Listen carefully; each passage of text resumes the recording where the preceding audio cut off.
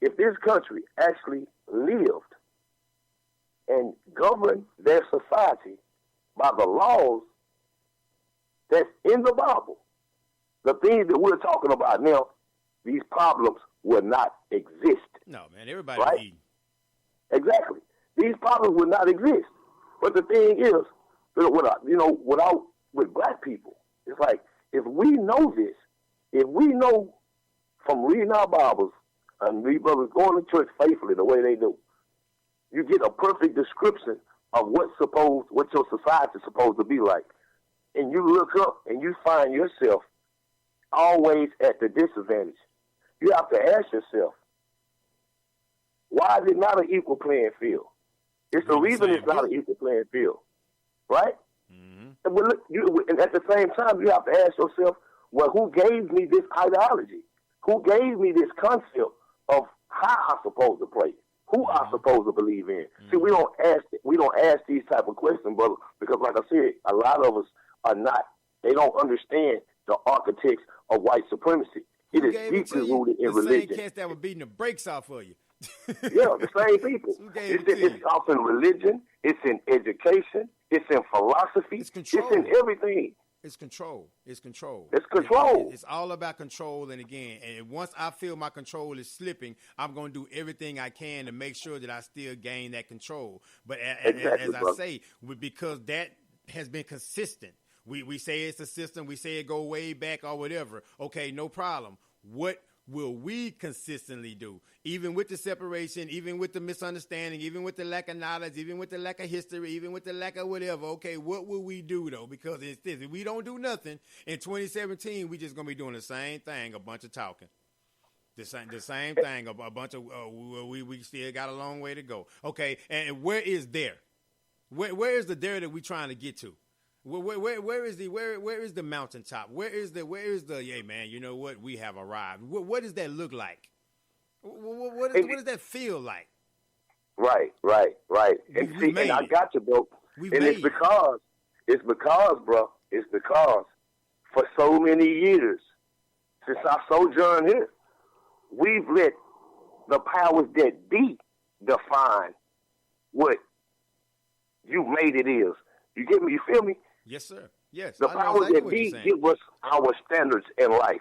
They give us our standards in life. They define success. And if you don't have the this, the that, and the third, then you're not considered successful because that's what the standard. That's what the average, the average person is. The average, to set the standards for what a model looks like. Set the standard for what, prosperity looks like. Set the standard for what this looks like. It's a copycat society. You're right. And so people grab that and then, but how's that working for you? And if you're not advantageous from these things or this stuff that's going on, then you might want to try something different because everything ain't for everybody because it wasn't built for you. If you wear a 2X, I'm not going to look right in your clothes. Right. That wasn't made for me. That ain't my size. That ain't my lane.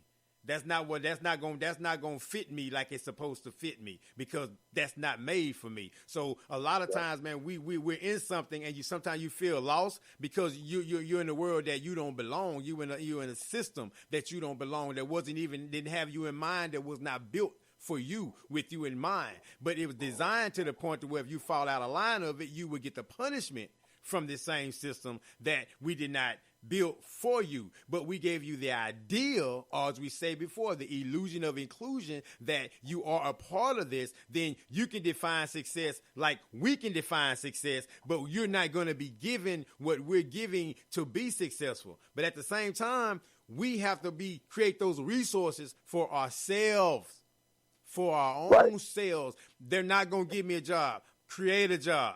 They're not going to do this for me. Create that. They're not. So we steady asking. When do we stop asking? But at the same time, when do we stop the self-inflicted wounds as well? When do we stop killing our brothers? When do we stop killing our sisters? When do we start treating each other with respect, man? When do we start loving each other more? So again, there's some culpability with all that. But with all that, and because that, as I said before, that should drive us closer than ever, man. I agree with you, brother. And that's, bro, when man taps into the essence of himself, he begins to realize his God-like qualities. You know what I mean? And I say that to say that, you know, sometimes, bro, with all the distractions out here in society, you know, the Creator said everything that he needed for man to live, he created it in an abundance. That's water, food, and air. That's what we need to live. Everything else is a convenience. It might be a comfort. But I think so many of us, bro, we've gotten so far off track of all of our purpose on this planet to where we've associate everything. We pull everything toward us, and we say that, well, this is what life is about, and it has nothing to do with life. Our whole purpose of creation was to submit our will into the Creator, but God is on a back burner now. He's literally on a back burner. He's a pastime for people. He's something that you visit every Sunday or every Wednesday or every Friday. It's not an everyday thing, and this is why society is in the condition that it's in, because people have strayed so far from the path of righteousness, man, where they think the way they live their lives is how life's supposed to be. But you only have one purpose on this planet, and that was to submit our will to our Creator, and that's it. And this is why when you fall off the straight path, brother, calamities are going to fall. I mean, we've all have our own way of worshiping. We all have our own beliefs.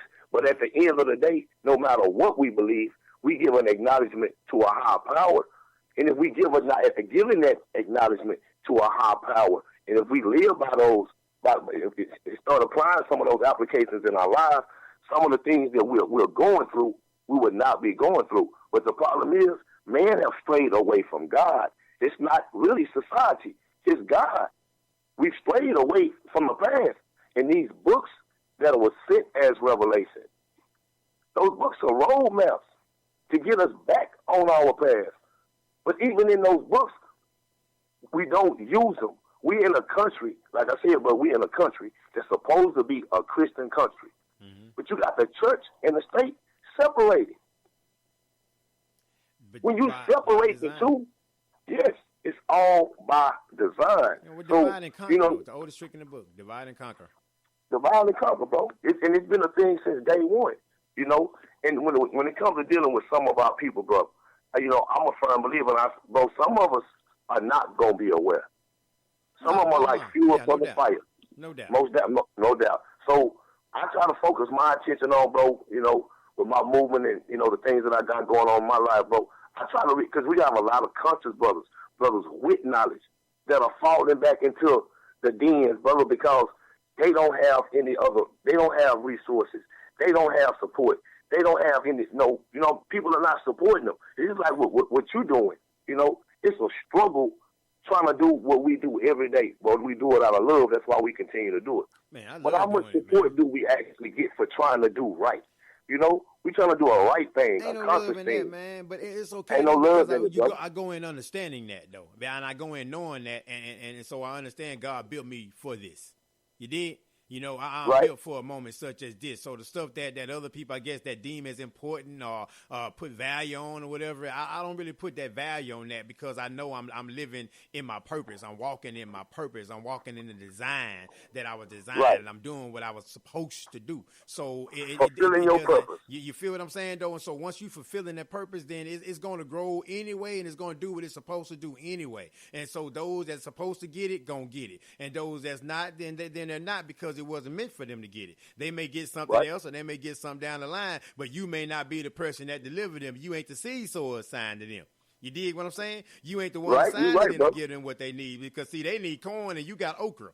You feel me? Right. So therefore I understand that and I know that. So I'm not bothered by that, because again, when you walking in it and talking in it and living in it and doing it, bro, it goes down, man. It goes down. Oh, yes, so sir. You don't feel like work, you don't feel burdened. You actually look forward to being able to share that and thank God that you live long enough and learn long enough that you will realize and understand to realize where you are and not be so distracted to where when your purpose do fall in your lap, you don't understand it. You don't see it right. because you rather focus on something else because purpose don't look like you think it look like. You're right. And but when we go, like I said, when we go to speaking about God, it turns a lot of people away. You know what I mean? But like I say, at the end of the day, brother, that's our purpose. Now, like with the music, right? We're going to go back to the music. You got brothers out here right now, 20, 21 years old, making millions of dollars, brother. They putting out all this filth because that's exactly what it is. Mm-hmm. It's filth. At some point in their lives, though, right?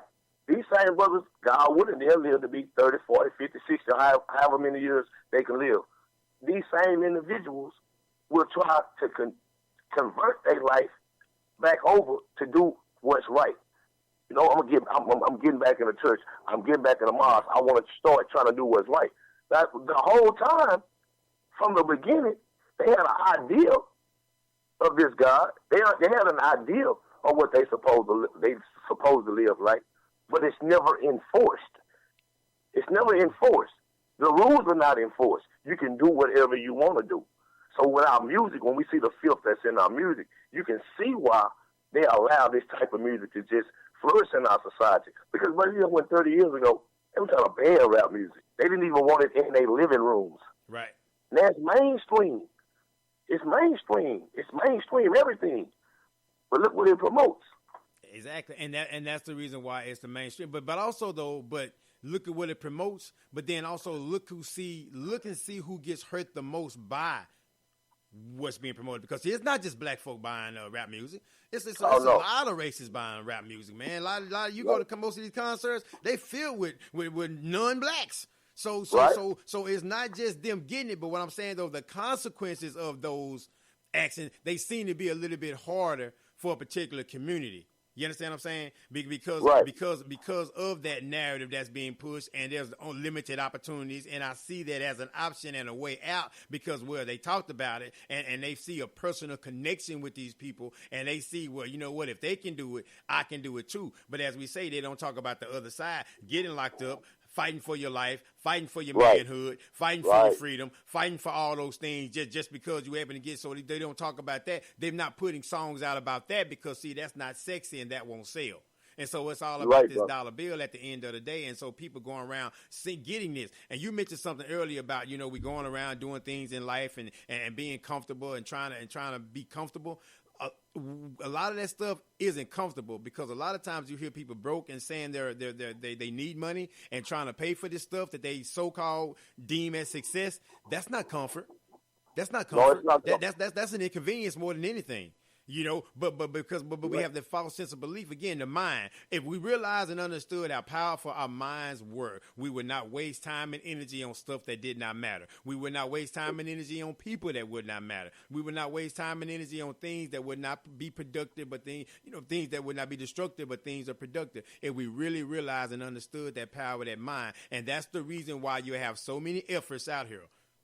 So many efforts out here, so many campaigns out here to dumb you down, because people know the power of the mind. Why do you think they killed every movement that came on? Why do you think they killed and assassinated every leader that forced you to change and think independently for yourself and be better than what your condition tells you that you need to be?